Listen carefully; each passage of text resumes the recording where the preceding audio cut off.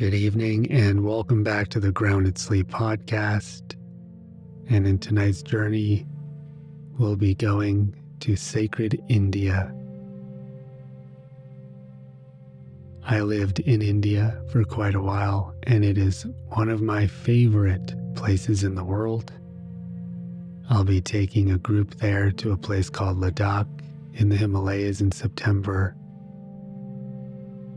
And so it got me inspired to share some of my favorite places in India where there were some beautiful spiritual teachers, teachings, and just sacred energy. So namaste. And as we fall asleep tonight, namaste go to sleep. When you're ready, get into bed, make sure your PJs are on and the lights are off. Have your retainer in, cover your eyes, whatever it is that you do. And let yourself really be ready to go to sleep. Part of going to sleep is making a decision to let go of the day. So as you begin to start to relax, as you begin to slow your breath down, as you begin to let go of today, let yourself take this journey with me to sacred India, and feel free to fall asleep at any time. And we can begin our journey in India over 4,000 years ago in the fertile plains of the Indus River. And that's where one of the world's first great civilizations arose, known as the Indus Valley Civilization. The history of India is long and complex. Over the thousands of years, so much has come to pass in this sacred land. And for those of us who've got to experience it and travel there, there is such a richness in culture, in history, and in spirituality. And I want to start us in what I consider one of the more sacred places in India, a place called Tiruvannamalai. And that is in the south of India, not too far from the city of Chennai. And it's where a great sage named Ramana Maharshi lived in the first half of the 20th century. Today, there's a beautiful ashram there. It's still thriving, and it's right next to an incredible mountain called Arunachala. It's also a dormant volcano believed to be a manifestation of the Lord Shiva. And when I was there on a full moon night, we walked around the mountain. There were thousands of people making the pilgrimage. And it was such a beautiful, special energy. And then I went and sat in the ashram and meditated, read some of Ramana Maharshi's interviews and teachings,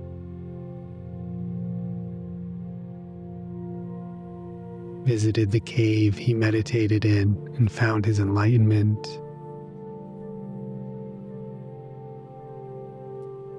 And it's such a sacred place. Ramana Maharshi's main teachings centered around asking the question, who am I?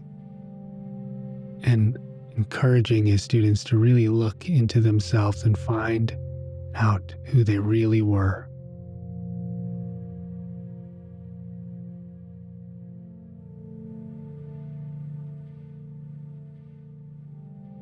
one of my other favorite places in India, where I spent a lot of time, is called Rishikesh. And Rishikesh sits on the banks of the Ganges River in the foothills of the Himalayas. The word Rishi means seer, and Kesh means place. So it is a place of seers, of sages. Sometimes it's also called the yoga capital of the world.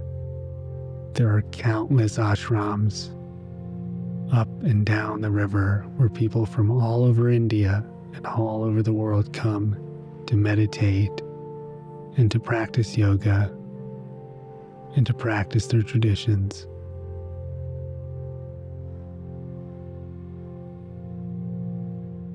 On this river is a place called the Divine Life Society and an ashram founded by Swami Shivananda, who was a very renowned spiritual teacher who wrote many books on yoga and meditation.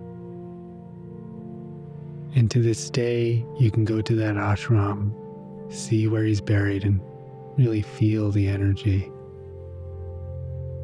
And this is a place where I spent a fair amount of time studying Vedanta, which is a non-dual spiritual tradition. And put simply, it's a form of self-inquiry and meditation on the oneness of all of life, and a very profound teaching.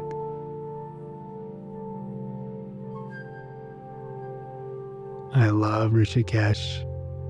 It's also where the Beatles visited and lived and studied transcendental meditation. It's got an energy to it. It's fun, and it's also a very deep place to sit and meditate. Then we can begin to journey to a place called Varanasi. Varanasi also sits on the Ganges River and is one of the oldest continuously inhabited cities in the world. And this is a place where they say life and death coexists harmoniously, or where the veil between the earthly and the divine feels especially thin. If you go to Varanasi and walk along the Ghats, walk along the river, you witness daily rituals that have been around for thousands of years. Pilgrims bathe in the water, seeking purification. There's cremation grounds for those who have passed.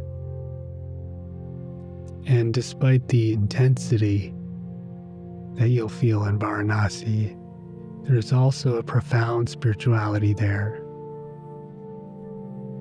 There's endless labyrinths, alleys to walk through, temples and ashrams, and history on every street.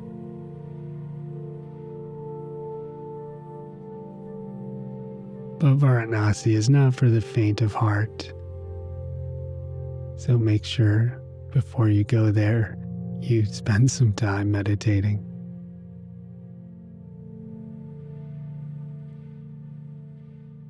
Then there's a place I love called Dharamsala. And that's where the Dalai Lama lives, the 14th Dalai Lama of Tibet. And that is further up in the Himalayas. And it's a town full of prayer flags, monasteries, lots of monks in maroon robes. And then, of course, to this day, the Dalai Lama lives there, and if you're lucky, You can go and even meet him. People line up to meet him all the time. As you walk through the streets, you can feel this warm Tibetan hospitality. And the Dalai Lama's teachings on compassion, on nonviolence, you can really feel them in the atmosphere.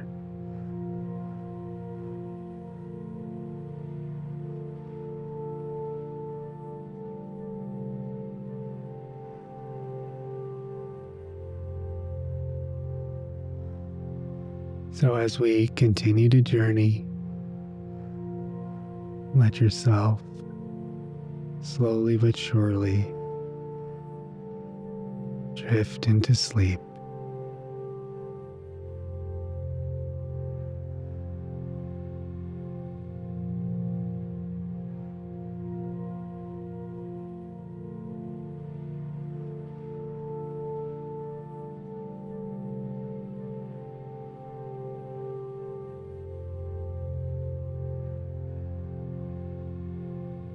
We can also explore the deserts of India, particularly the deserts of Rajasthan.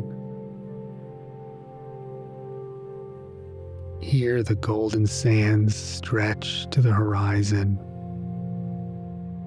There's ancient forts, palaces full of history, tales of valor, of romance.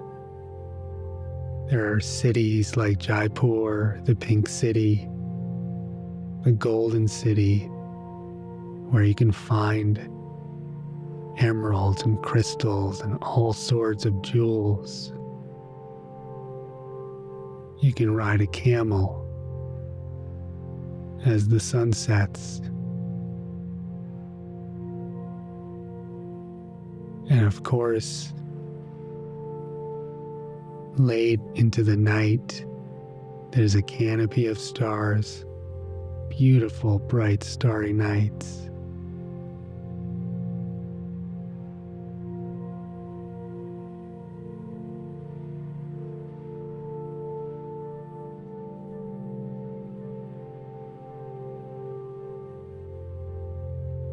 And there's nothing like the peacefulness of the desert.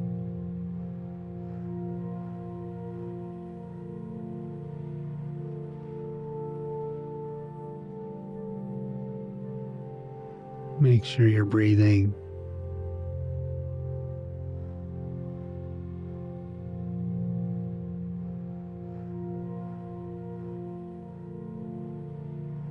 Slowly drifting into the peaceful night.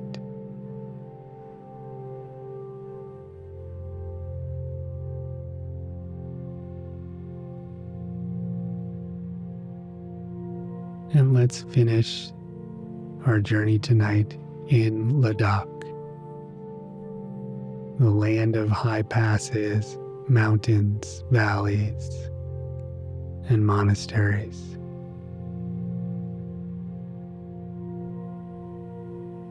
Ladakh has incredible, rugged roads that weave through the Himalayas, sometimes at incredibly high altitudes.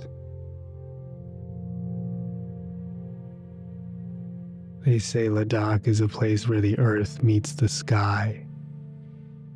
And in my experience, time kind of stands still there.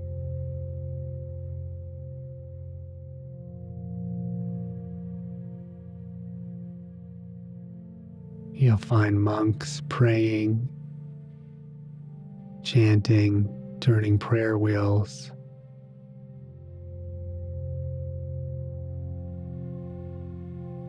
In the wintertime, the conditions could be harsh, very cold. People will walk up and down the frozen rivers.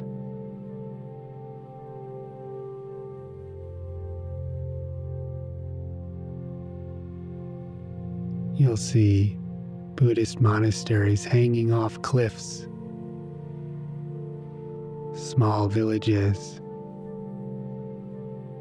perched up on hilltops, And there's this culture, this Tibetan culture, that is so compassionate and peaceful.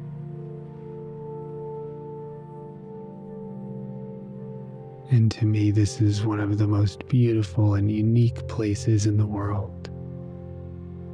It's hard to reach, which makes it that much more special.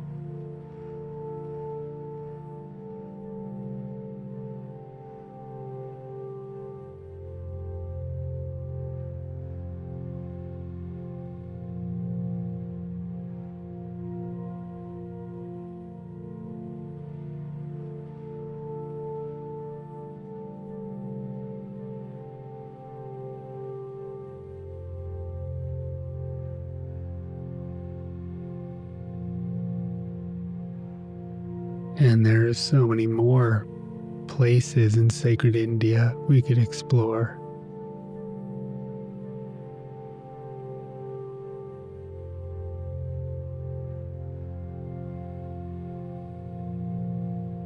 We could go to Bodh Gaya and see the Bodhi tree.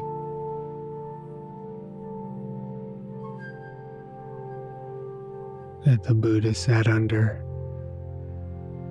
Perhaps the third or fourth generation of that tree, and even pick up a few leaves and take them with us. We could visit the beautiful coastlines of Kerala and Goa in the southwest part of India.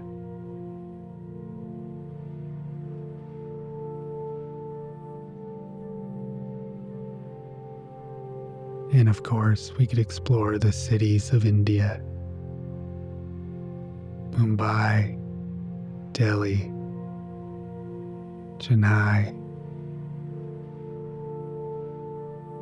This vast country has so much beauty, so much tradition to offer us. And it's really the birthplace of so many of the spiritual practices that have helped awaken countless souls on this planet. So as we fall asleep tonight, we honor the reverence of India and all of the gifts that it's given the world.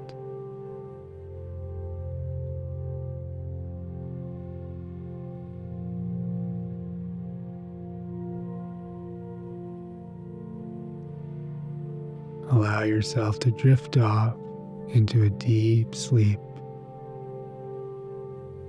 a deep restful night.